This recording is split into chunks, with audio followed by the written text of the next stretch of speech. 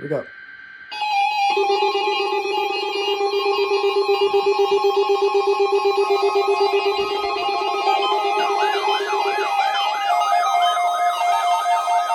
There we go. Got it.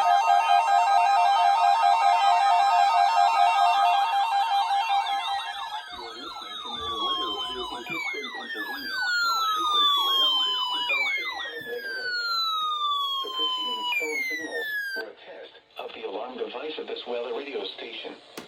During potentially dangerous weather situations, specially built receivers will be automatically activated by these tones to warn of impending hazards. Tests of these receivers are conducted by the National Weather Service between 11 a.m. and 12 noon on each Wednesday.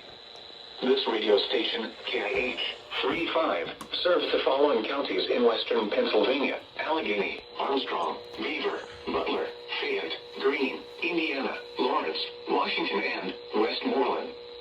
And in northern West Virginia, Brooke, Hancock, Marshall, and Ohio. And finally, in east central Ohio, Columbiana County. The National Weather Service now returns to our regular broadcast.